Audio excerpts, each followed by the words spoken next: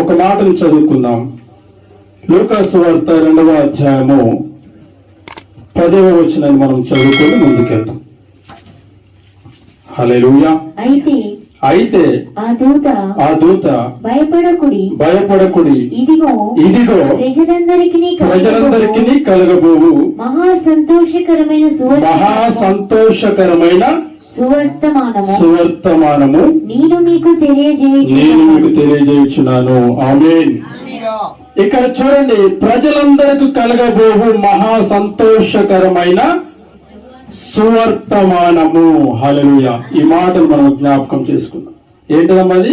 సువర్తమానము అంటే లోక రక్షకుడు ఈ లోకానికి వచ్చాడని ప్రకటించేటువంటి ఒక సువర్తమానము. హల్లెలూయా, హల్లెలూయా, హల్లెలూయా. యేసుక్రీస్తు ప్రభువారు నశించిపోతున్న ఆత్మను రక్షించడం కొరకు ఈ లోకానికి వచ్చాడు అని వారు ఏం చేస్తున్నారంటే ఆ దూత ప్రకటిస్తూ ఉన్నాడు. ఏమని? ప్రజలకు కలగబోవు మహా సంతోషకరమైన సువర్తమానము అని. హల్లెలూయా. మన అనేక సందర్భాలు మనం చెప్పుకొని ఉంటాం. యేసుక్రీస్తు ప్రభువు ఈ లోకానికి వచ్చాడు, ఆయన కన్యక మరియ గర్భమును జన్మించాడు, పాపల కొరకు ఆయన ఉదయించాడు అని. హల్లెలూయా, హల్లెలూయా. అయితే ఆయన లోకానికి కన్యక మరియ గర్భమును జన్మించాడు, అది వాస్తవమే. అయితే ఆయన లోకానికి వచ్చినటువంటి కారణం ఏమిటి? ఆయన లోకానికి రావడానికి గల అస్సలు కారణాలు ఏమిటి? హల్లెలూయా, హల్లెలూయా, హల్లెలూయా. పాపులను రక్షించిన కొరకు ఆయన లోకానికి వచ్చాడన్నది కూడా వాస్తవమే. అయితే ఇంకా ఈ మాటలు మనకు తెలియపరుస్తుందంటే సువర్తమానము, ఆయన గురించి ప్రకటించండి. ఎవరి గురించి? యేసు ప్రభువారి గురించి ప్రకటించండి. ఈ లోకాన్ని రక్షించడానికి ఇక మీ కొరకు ఒక రక్షకుడు వచ్చాడు, ఆయన జనులకు మహా సంతోషాన్ని కలగజేయబోతున్నాడు కనుక ఈ వర్తమానాన్ని తెలియజేయండి, ఈ వర్తమానాన్ని ప్రకటించండి. యేసు గురించి మీరు ప్రకటించండి.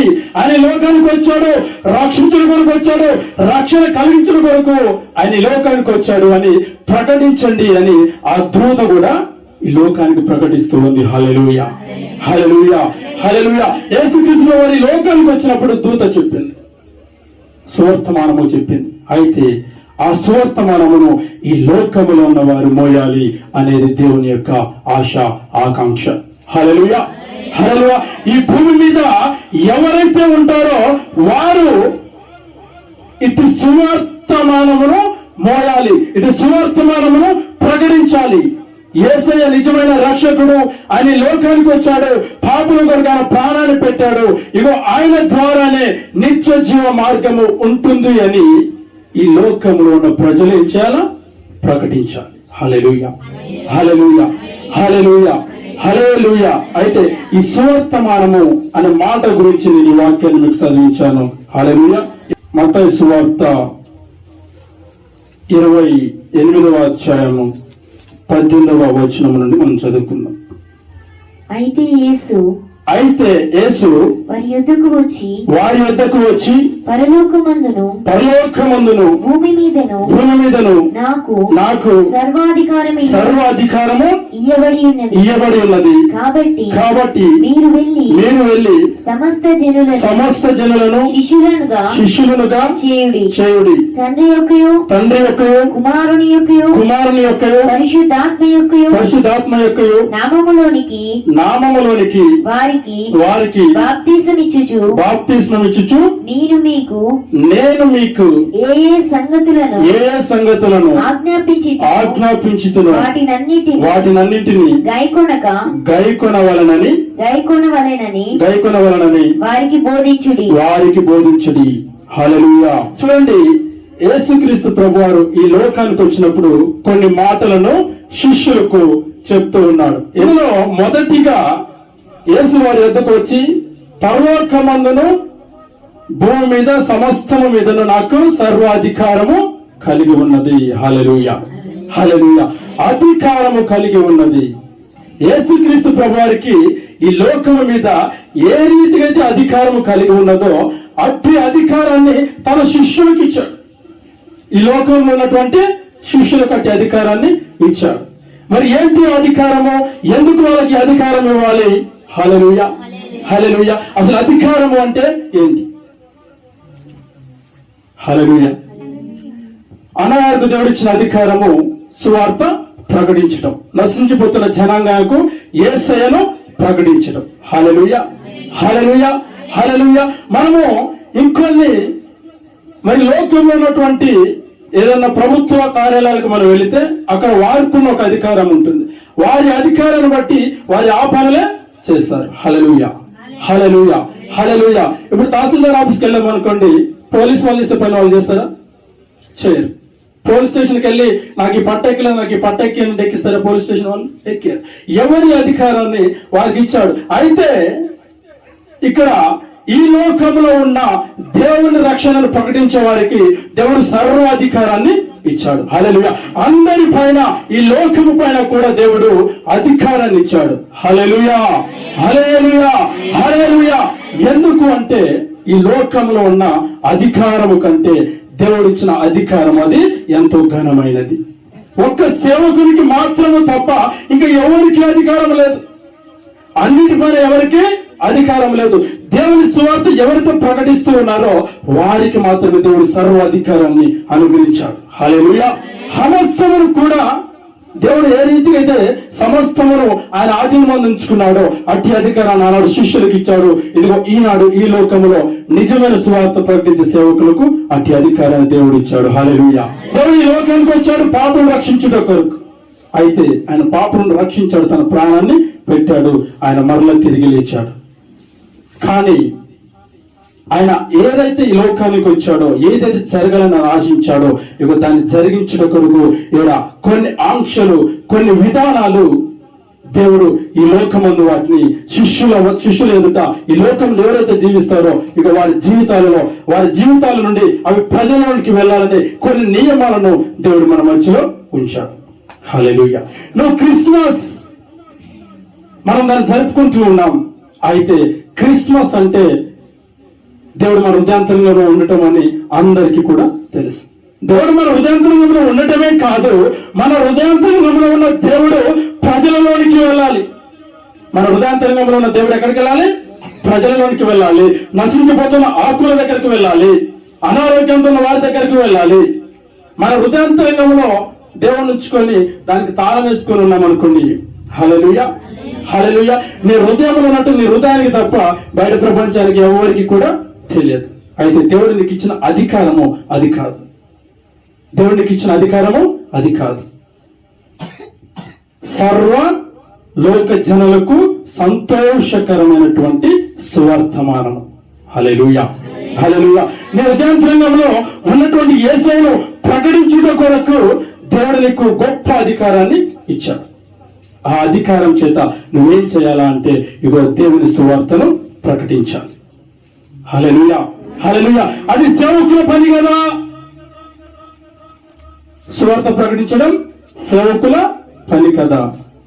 హల్లెలూయా, హల్లెలూయా, హల్లెలూయా. సేవకుడు ఒక్కడే కాదు, కూర్చున్న మీరందరికీ కూడా సువార్తను ప్రకటించే అధికారము ఉన్నది. దేవుడి గురించి నీ ఇంటి పక్కన నువ్వు చెప్పలేవా? దేవుడి గురించి నీకు వారితో చెప్పలేవా? హల్లెలూయా, హల్లెలూయా, హల్లెలూయా. నీతో పాటుగా ప్రయాణం అవుతున్నప్పుడు నీ పక్కన వారితో చెప్పలేవా? హల్లెలూయా. ఎక్కడున్నా, నువ్వు ఏ పరిస్థితిలో ఉన్నా, ఎటువంటి నువ్వు స్థితిలో ఉన్నా నువ్వు సువార్తను ప్రకటించవచ్చు. యేసయ్య రక్షకుడని నువ్వు వారికి తెలియపరచవచ్చు. హల్లెలూయా, హల్లెలూయా. యేసయ్య రక్షకుడు అని నువ్వు చెప్పినంత మాత్రాన నిన్ను తీసుకెళ్లి జైల్లో వేయరు. హల్లెలూయా, హల్లెలూయా. ఎందుకు అంటే ఆయన అధికారం ఉన్నది. ఈ లోకంలో సర్వ అధికారము యేసయ్యకే ఉన్నది. కాబట్టి ఆయనను ప్రకటించే అధికారము దేవుడు మనకి ఇచ్చి ఉన్నాడు. కాబట్టి అట్టి అధికారాన్ని మనము నిర్వీర్యపరచుకోకూడదు. అట్టి అధికారాన్ని మనం కోల్పోకూడదు. అట్టి అధికారాన్ని మనము దుర్వినియోగపరచకూడదు. హల్లెలూయా. సర్వాధికారము మీకు ఇవ్వబడినది. దేవునికి సర్వాధికారము ఈ భూమి మీద ఆయనకున్నది. అంటే ఈ భూమి మీద ఆయన కొరకు బ్రతుకుతున్న జనులందరికీ కూడా అట్టి అధికారము ఇవ్వబడినది. హల్లెలూయా. కాబట్టి అతి అధికారము చేత ఎప్పుడైతే నువ్వు దేవుని సువార్తను ప్రకటిస్తావో, ఎప్పుడైతే దేవుని నామాన్ని నిరుగుపోయిన వారికి తెలియజేస్తావో, ఎప్పుడైతే నశించిపోతున్న ఆత్మలకు నీ సువార్తను నువ్వు ప్రకటిస్తావో, ఈ దేవుని యొక్క రాజ్య సువార్తను గురించి నువ్వు చెప్తావో, దేవుని యొక్క రాకడ గురించి నువ్వు చెప్తావో, అప్పుడు నీ హృదయాంతరంగంలో ఎనలేని సంతోషం ఉంటుంది, ఎనలేని ఆనందం ఉంటుంది. హల్లెలూయా, హల్లెలూయా, హల్లెలూయా. ఒక ఆత్మ నశించిపోతుంది అనుకోండి, ఆ ఆత్మ దగ్గరికి వెళ్ళి ఇదిగో దేవుడు నిజమైన రక్షకుడు, ఆయన దగ్గరకు వస్తే నీకున్న సర్వ రోగాలు పోతాయి అని మనం చెప్పినప్పుడు వారు విశ్వసించి ఆ రీతిగా వస్తే వారికి సంపూర్ణమైన స్వస్థత కలిగింది అనుకోండి. హల్లెలూయా. అప్పుడు సంతోషం వేస్తుందా? సంతోషం వేస్తుందండి, చాలా చాలా సంతోషం వేస్తుంది. హల్లెలూయా. చూడండి, ఒక ఆత్మ రక్షింపబడితే ఎంతో సంతోషం అనిపిస్తుంది. ఆత్మ రక్షింపబడడానికి దేవుడికి ఇచ్చిన అధికారం ప్రార్థన, ఆయన సువార్తను ప్రకటించడం, ఆయన యొక్క మహిమలను కనపరచడం. హల్లెలూయా, హల్లెలూయా, హల్లెలూయా. నువ్వు కేవలం ప్రకటించడం మాత్రమే కాదు, నువ్వు ఏదైతే ప్రకటిస్తున్నావో వాటిని నువ్వు ఆచరించే వ్యక్తిగా కూడా ఉండాలి. హల్లెలూయా, హల్లెలూయా. నువ్వు ఎప్పుడైతే ఆచరిస్తావో వాటిని నువ్వు ప్రకటిస్తావు, నువ్వు ప్రకటించినవి అవి ఆచరణలోకి వస్తాయి, దేవుడు వాటిని మహిమపరుస్తాడు. అయితే దేవుడు ఇచ్చిన అట్టి అధికారాన్ని మనం ఎక్కడ కూడా మనము దుర్వినియోగపరచుకోనకుండా, దాచుకోనకుండా, అట్టి అధికారాన్ని మనము కోల్పోకుండా దేవుడు ఇచ్చిన అధికారాన్ని బట్టి మనం దేవుని యొక్క సువార్తను ప్రకటించే వారముగా ఉండాలి. హల్లెలూయా. చూడండి, 2వ మాట చదువుకుందాం. అదే వచనంలో 22వ అధ్యాయంలో 19వ వచనం మరొకసారి చదువుకుందాం. కాబట్టి మీరు వెళ్ళి సమస్త జనులను శిష్యులుగాను చేయుడి, తండ్రి యొక్కయు కుమారుని యొక్కయు పరిశుద్ధాత్మ యొక్కయు నామములోనికి వారికి బాప్తిస్మం ఇచ్చుచు. హల్లెలూయా, హల్లెలూయా, హల్లెలూయా. చూడండి, మొదటిగా అధికారమును దేవుడు అనుగ్రహించాడు.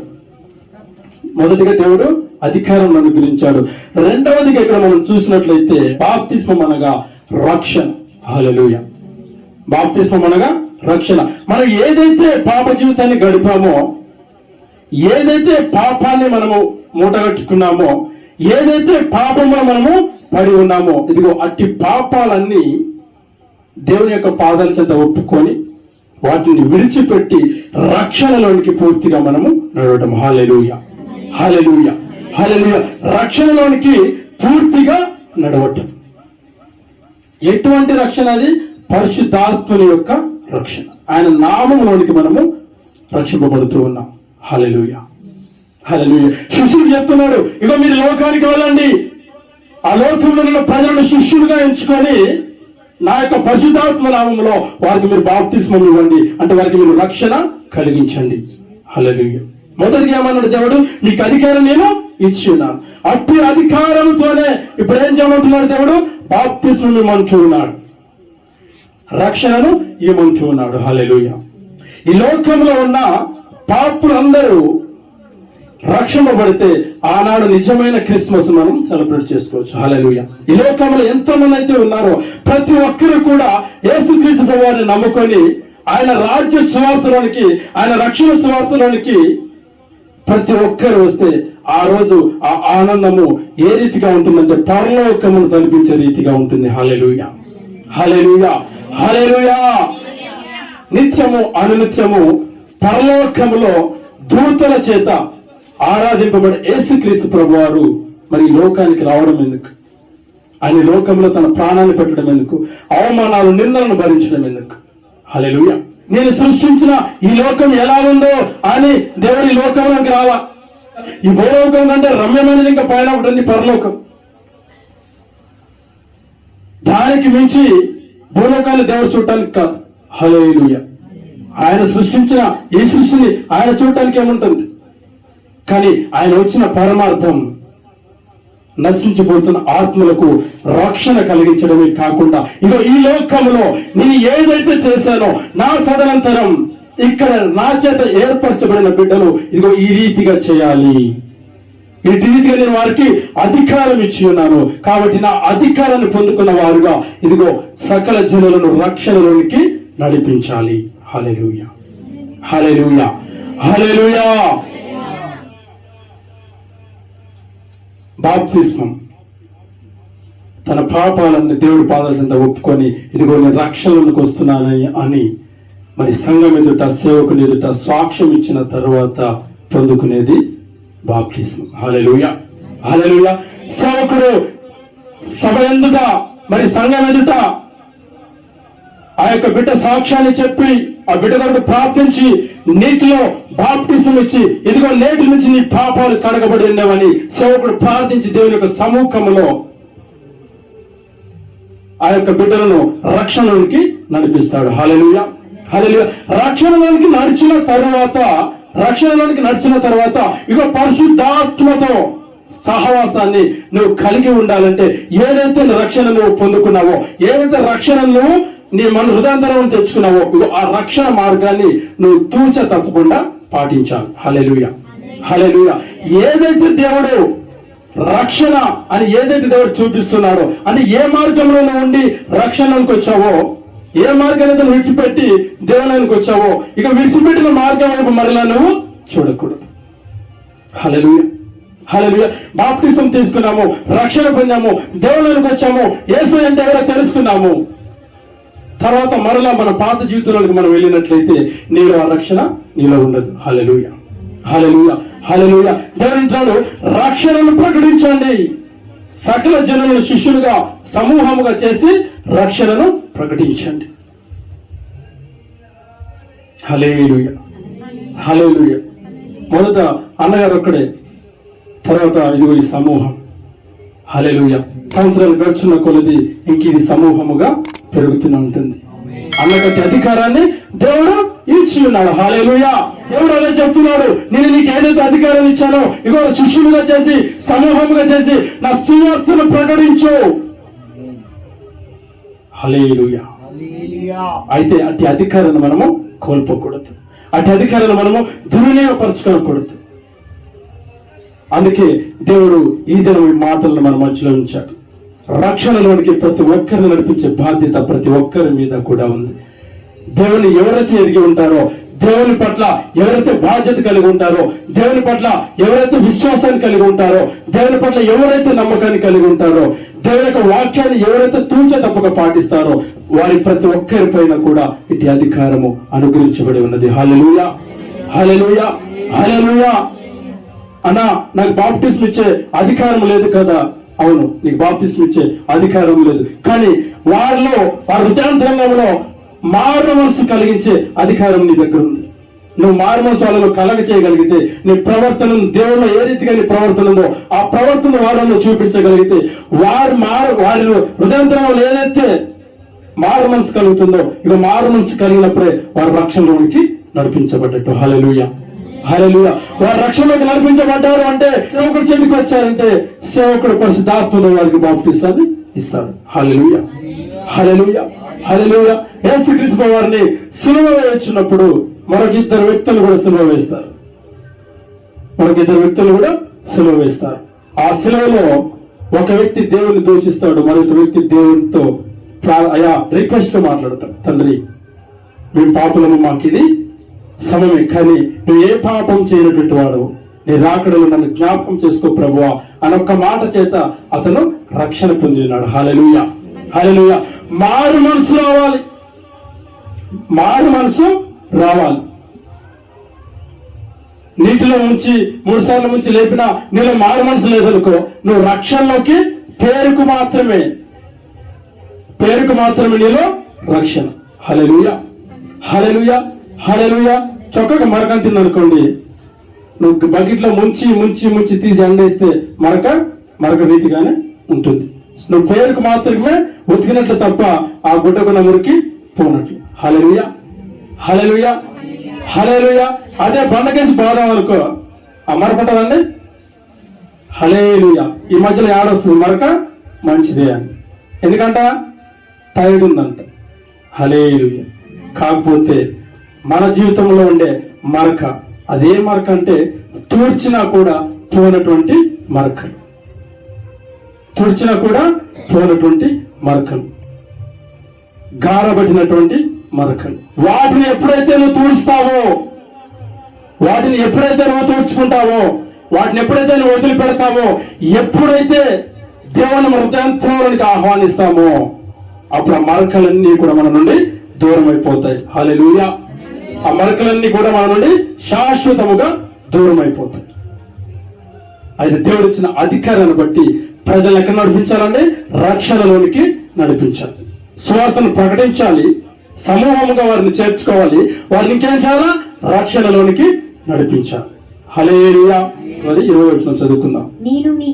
నేను మీకు ఏ సంగతులను ఆజ్ఞాపించితినో వాటినన్నింటినీ గైకొనవలెనని వారికి బోధించుడి. హల్లెలూయా.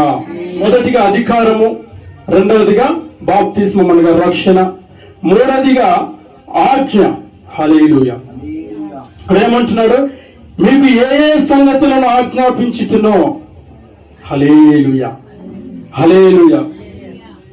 బైబిల్లో 10 కమాండ్మెంట్స్ ఉంటాయి, 10 ఆజ్ఞలు. దొంగతనం చేయొద్దు, అబద్ధం ఆడద్దు, ఇంకా హల్లెలూయా. హల్లెలూయా. అందులో ప్రాముఖ్యంగా దేవుడు తప్ప మనకి ఇంకా వేరే దేవుడు లేడు. యేసుక్రీస్తు ప్రభువు తప్ప ఇంకా మనకి వేరే ఒక్క దేవుడు లేడు. దాన్ని ప్రాముఖ్యంగా మనం పాటించాలి. 10 ఆజ్ఞలు పాటించాలి. అందులో ప్రాముఖ్యమైనది యేసుక్రీస్తు ప్రభువు తప్ప మరి ఇంకే దేవుడు మనకు లేడు. దేవుడు ఈ లోకానికి వచ్చినప్పుడు కొన్ని ఆజ్ఞలు చెప్పాడు, వాటిని పాటించమని అంటూ ఉన్నాడు. హల్లెలూయా. హల్లెలూయా. వాటిని నేను ఏ సంగతిలో మీకు ఆజ్ఞాపించుతున్నో వాటిని గైకొనవలనని వారికి బోధించుడి. ఆయన ముఖ్య ఉద్దేశమే ఇది. ఏంటి? సువార్తను ప్రకటించడం. ఆయన అంటాడు శిష్యులతోటి, నేను ఇంకా ఎంతకాలము మీతో ఉందును. ఈ లోకంలో దేవుడు వచ్చినప్పుడు ఇంకా ఎంతకాలం నేను మీతో ఉన్నాను. ఆయన వెళ్ళిన తర్వాత ఇగో దేవుడు ఏదైతే చేశాడో, ఏదైతే చేయమని చెప్తూ ఉన్నాడో వాటిని లోకంలో జరిగించేవారు. హల్లెలూయా. హల్లెలూయా. వారే దేవునికి నిజమైన శిష్యులు అనబడుతారు.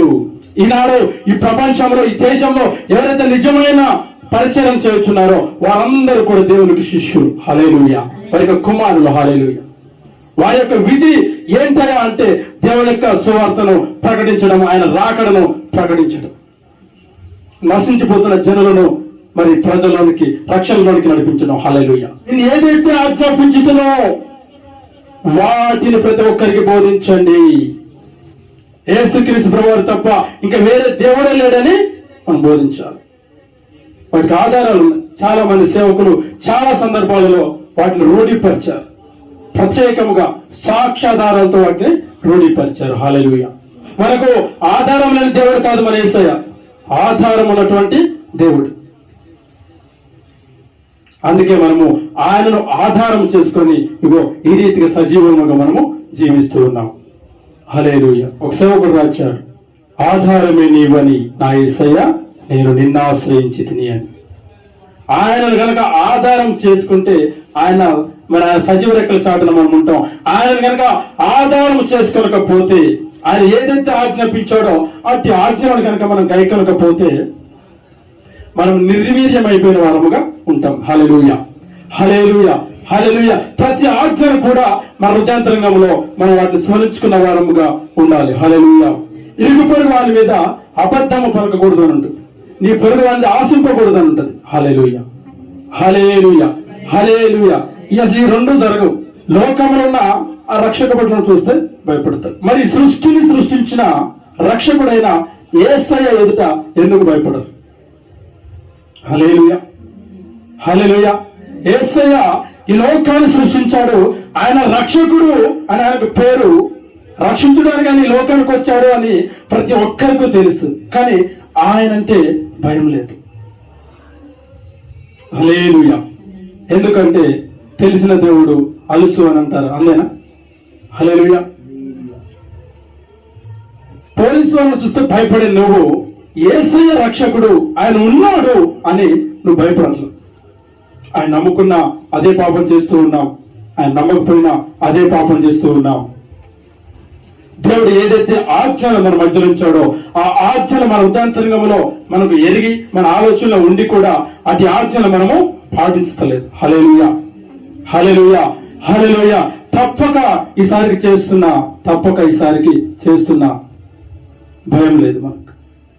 ఎందుకంటే ఆయన ప్రేమిస్తాడు కదా. హల్లెలూయా. ఆయన ప్రేమించే దేవుడు కదా. కోపపడతలే కానీ వెంటనే వాత్సల్యం చూపించే దేవుడు కదా. ఏమనలే అని. హల్లెలూయా. కానీ ఈయన బతిలాడుతాడు, ఇక్కడ ప్రేమిస్తాడు, ఇక్కడ కోపడతాడు. ఆయన రాకడ ఒక రోజు ఉంటుంది.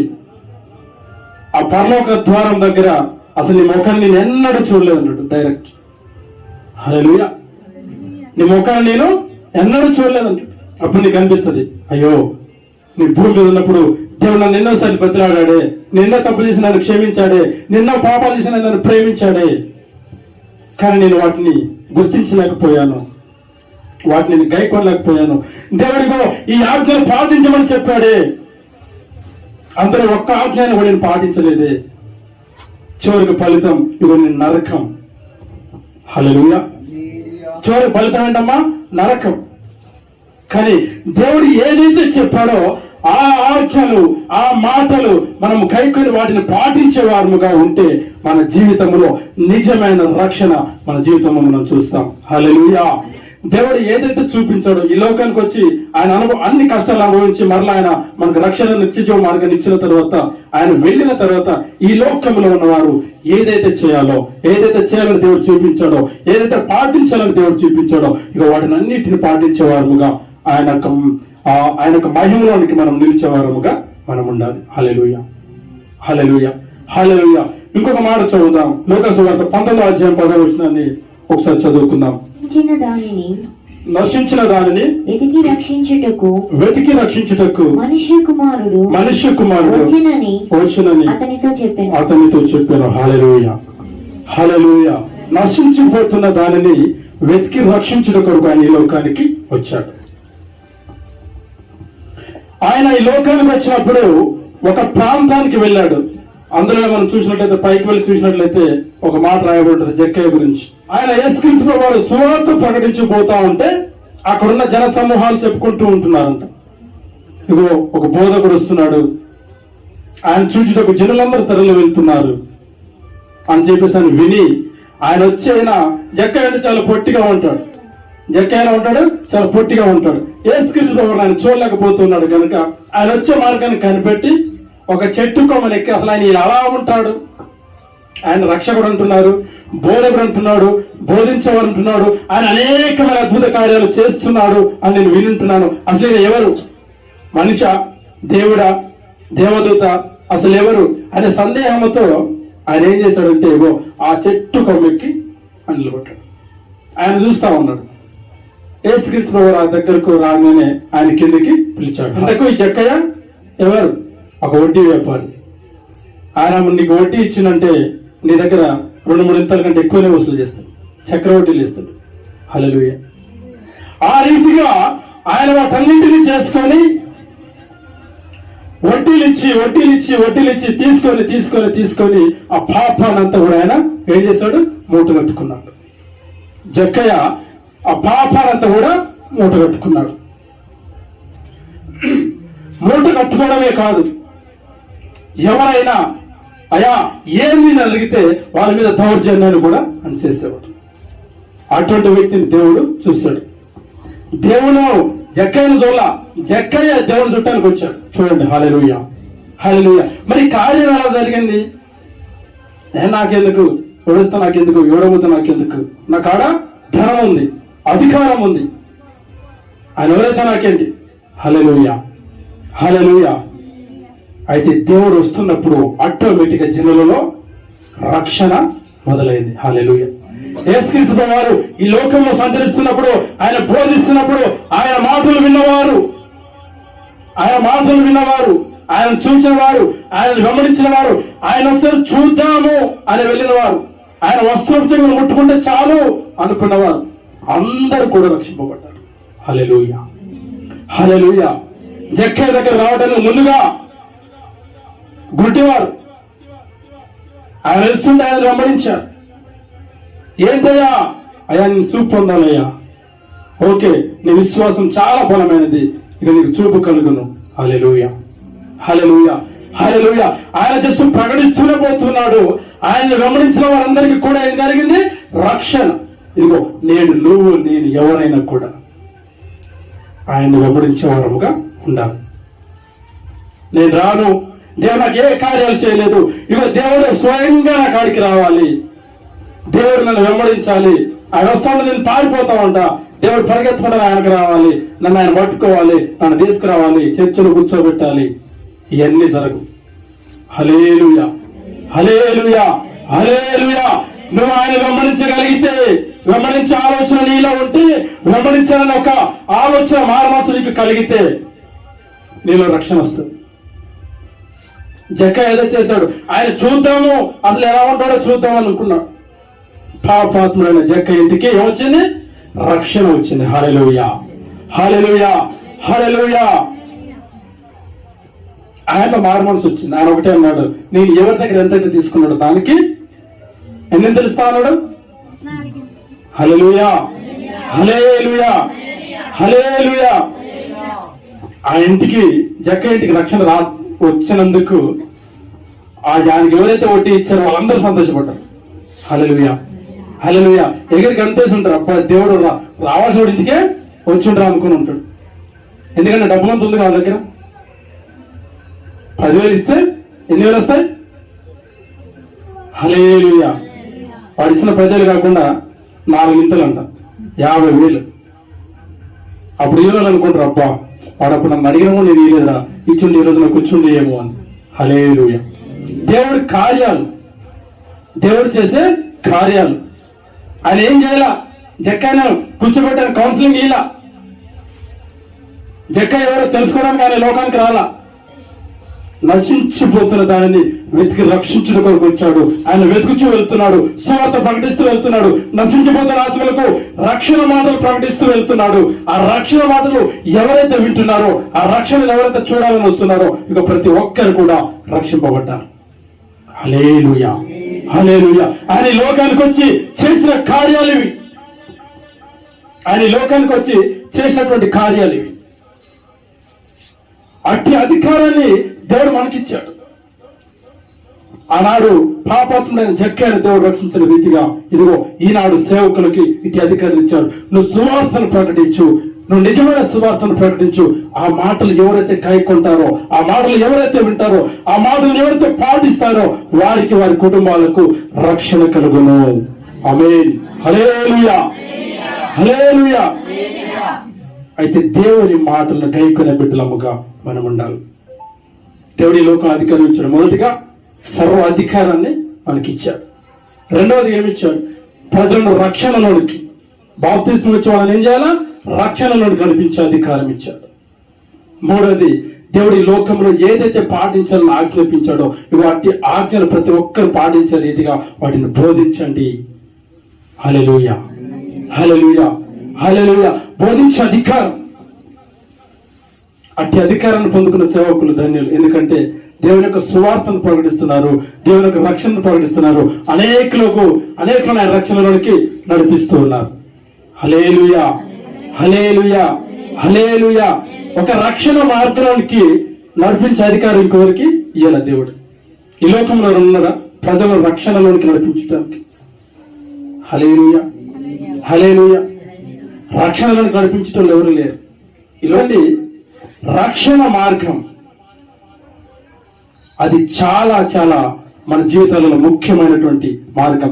ఆ రక్షణ మార్గం నీలో ఉంటే నువ్వు నిత్య జీవ మార్గాన్ని చూస్తావు. దేవుడు ఏదైతే మన కొరకు సిద్ధపరిచి ఉన్నాడో, దేవుడు ఏదైతే మనకు సిద్ధపరిచి ఉన్నాడో ఆ రక్షణ మార్గాన్ని మనం చూస్తాం. ఆ రక్షణ మార్గం లేకపోతే నీకు పరలోకానికి మార్గము లేదు. దేవుడు అన్నాడు, నా వలనే నీకు నిత్య జీవము కలుగును. హల్లెలూయా. నేనే మార్గమును, నేనే జీవమును, నేనే సత్యము. హల్లెలూయా, హల్లెలూయా. ఆయన ద్వారా తప్ప ఇంకెవరు ఏ ద్వారంగా కూడా పరలోక రాజ్యానికి చేరడానికి అవకాశమే లేదు. యేసుక్రీస్తు వారు నిజ రక్షకుడు అని నువ్వు అంగీకరించకపోతే నీకు పరలోకానికి అవకాశమే లేదు. దేవుడు రక్షకుడని నువ్వు అంగీకరించాలి. దేవుడు ఏదైతే ఆజ్ఞలను పాటించాడో, ఏదైతే ఆజ్ఞలు పాటించాలని దేవుడు ఇక్కడ చూపించాడో వాటిని నువ్వు పాటించే బిడ్డగా నువ్వు ఉండాలి. హల్లెలూయా, హల్లెలూయా, హల్లెలూయా. ఎందుకు అంటే దేవుడి లోకాన్ని ఎంతో ప్రేమించాడు, తన అద్వితీయ కుమారుని ఇక్కడికి పంపించాడు. ఎవరైనా హల్లెలూయా మనము కన్నటువంటి కుమారుణ్ణి చిన్న వయసులో కానీ ఏదైనా కష్టాలకి ఏదైనా శ్రమలు ఉన్నాయంటే పంపిస్తాం. కానీ అతిథి కుమారుడిగా దేవుని లోకానికి పంపించాడు. చూడటానికి కాదు, ఏదో మాట్లాడడానికి కాదు, తన ప్రాణం అర్పించడం కొరకు, తన రక్తంతో రక్షణ ఉంది అని. హల్లెలూయా, హల్లెలూయా, హల్లెలూయా. ఎందుకు అలా అంటే దేవుడి లోకాన్ని ఎంతో ప్రేమించింది. లోకాన్ని ప్రేమించడం అంటే లోకంలో ఉన్న మనల్ని దేవుడు ప్రేమించడు. దేవుడు మనల్ని ప్రేమించిన రీతిగా, ఆయన ప్రేమను చూపిన రీతిగా, ఇగో అట్టి రీతిగా దేవుడు ఏ రీతిగా అయితే ఆయన ప్రేమను మనకు అర్పించాడో, ఆయన ప్రాణాన్ని అర్పించాడో, తన ప్రేమను చూపించాడో, మనము కూడా మన ప్రేమను అదే రీతిగా మన ఇరుగుపొరుగు వారితో మనం చూపించే వారముగా ఉండాలి. హల్లెలూయా, హల్లెలూయా. సహనాన్ని కలిగి ఉండాలి, ప్రేమను కలిగి ఉండాలి. నీకు నెట్టిర్పు రావచ్చు, శ్రమలు రావచ్చు, నిందలు రావచ్చు, అవమానాలు రావచ్చు, కానీ యేసయ్య రక్షణ మార్గము అది నిత్య జీవాన్ని ఇచ్చేదని నువ్వు గుర్తుంచుకోవాలి. హల్లెలూయా, హల్లెలూయా. బైబిల్ రాయబడి శ్రమ కొంతకాలం అని ఉంటుంది, శ్రమలు శాశ్వతము కావు. అయితే ఆ శ్రమలలో నువ్వు పడిపోతే ఆ శ్రమ నీకు శాశ్వత కాలం అయిపోతుంది. ఆ శ్రమలలో కనుక నువ్వు దేవుని ఆధారం చేసుకొని నిలబడగలిగితే ఆ శ్రమ నీకు కొంతకాలమే ఉంటుంది. హల్లెలూయా, హల్లెలూయా. కాబట్టి రక్షణ మార్గం అది మనకు ఎంతో ముఖ్యమైనది, అది మనకు జీవ మార్గం. ఆ రక్షణ మార్గంలోనికి నడిచే బిడ్డలముగా, ఆ రక్షణ మార్గాన్ని చూసేవారముగా, ఆ రక్షణలోనికి నీతో పాటుగా మరి ఇంకో వ్యక్తులను, నిరుగపొరుగు వారును, నీ బంధుమిత్రులను, నీకు తెలిసిన సమూహముగా నీ రక్షణలో దేవునికి రక్షణ నడిపించే వారముగా మనం. ఎందుకంటే దేవుడు అట్టి అధికారాన్ని మనకు అనుగ్రహించి ఉన్నాడు. హల్లెలూయా. నువ్వు ఎప్పుడైతే ఒక ఆత్మను నువ్వు రక్షిస్తావో, ఎప్పుడైతే నువ్వు ఆత్మ ఒక రక్షణలోకి నడిపిస్తావో, ఆ రోజు నీ జీవితంలో నిజమైన ఆనందం ఉంటుంది. నువ్వు ఎన్ని లక్షలు ఇచ్చినా నీకు ఆనందం రాదేమో. హల్లెలూయా, హల్లెలూయా, హల్లెలూయా. ఒక నశించిపోతున్న వ్యక్తిని రక్షణలోకి నడిపిస్తే ఆ ఆనందము నీకెన్ని వేలు ఇచ్చినా, కోట్లు ఇచ్చినారా, దేవుడు అట్టి అధికారాన్ని ఇచ్చాడు. డబ్బు కొంతకాలమే, కానీ ఆనందం అనేది అది శాశ్వత కాలం. జనాలు చెప్పాలంటే డబ్బు ఎక్కువ నీకు ఆనందం ఉండలేడు. ఎక్కడేం జరుగుతుందో, ఏ ఐటీ దాడులు జరుగుతాయో, ఏ దొంగలు పడతారో. హల్లెలూయా, హల్లెలూయా. అదేం లేవాడు డోర్లు బార్లో తీసుకొని హ్యాపీగా నిద్రపోతాడు. వచ్చిండా ఏమున్నాయి, ఏమి లేవు, కడిగి బోర్లు ఇచ్చిన కుండలు తప్ప.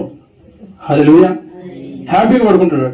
ఎందుకంటే ఆ రోజు కొంత ఉంది, ఆ కొంత అయిపోయింది. మళ్ళీ రేపు కొంత సంపాదించుకుంటాడు, తినేస్తాడు, పడుకుంటాడు.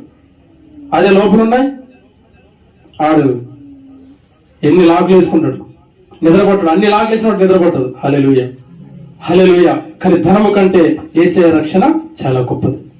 ధనము కంటే యేసయ్య రక్షణ చాలా గొప్పది. హల్లెలూయా. మార్కు సువార్త 16వ అధ్యాయం 15వ వచనం. మరియు మీరు సర్వలోకమునకు వెళ్ళి సర్వ సృష్టికి సువార్తను ప్రకటించుడి. హల్లెలూయా. సర్వలోకమునకు వెళ్ళి మీరు సువార్తను ప్రకటించుడి.